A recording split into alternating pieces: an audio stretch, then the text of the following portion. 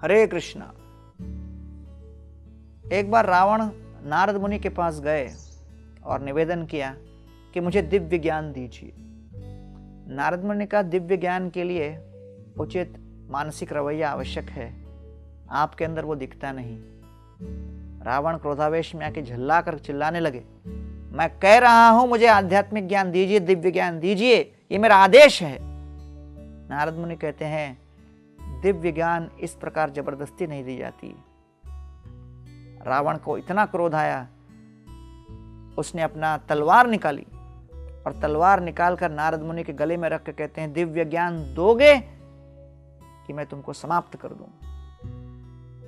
नारद मुनि कहते हैं, अरे रावण, आपकी ये करतूत इस बात का प्रमाण है कि आप दिव्य ज्ञान स्वीकार करने के योग्य नहीं। रावण इतना परेशान हुए, इतना क्रोधावेश में आ गए कि उस तलवार को लेकर उन्होंने नारद मुनि के ऊपर आक्रमण किया। उन्होंने अपेक्षा की कि तलवार नारद मुनि को समाप्त कर देगा, लेकिन तलवार नारद मुनि के दिव्य देह को आर पार कर गया। रावण के लिए यह बड़े विस्मयजनक बात थी, क्योंकि उसने अपने जीवन में बहुत से युद्ध किए थे, लेकिन कभी इस प्रकार का दर्शन नहीं हुआ। तो उन्होंने नारद मुनि से प्रश्न किया कि आपका ये शरीर, देह किसका बना हुआ है? नारद मुनि ने कहा, यह सच्चिदानंद घन है, दिव्य है। रावण ने कहा, मुझे भी ऐसा दिव्य देह चाहिए।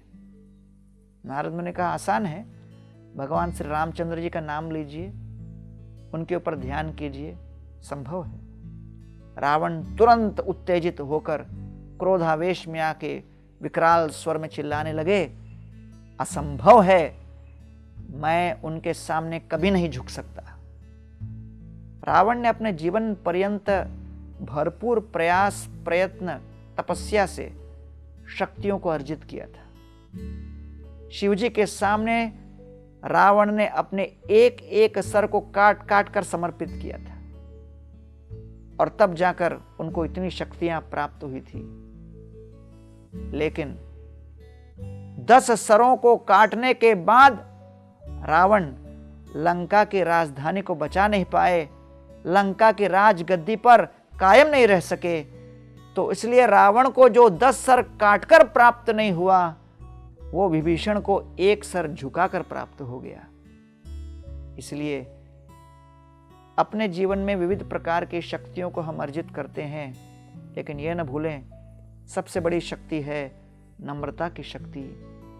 और इसलिए गीता में भगवान कहते हैं, सर्वधर्मान परित्यज्य मामेकं शरणं व्रज, अहं त्वां सर्व पापेभ्यो मोक्षयिष्यामि मा शुच। सभी धर्मों को त्याग कर हम भगवान के चरणों का आश्रय लें, और इसके माध्यम से हम हर प्रकार के पाप से मुक्त हो सकते हैं। आइए अपने जीवन में नम्रता को स्थान दें और भगवान के आदेश और इच्छा के अनुसार अपने जीवन को ढालने का भरपूर प्रयास करें, और देखिए कैसे हमारे आंतरिक जीवन में, पारिवारिक जीवन में महान क्रांति मचती है। बहुत बहुत धन्यवाद। हरे कृष्ण।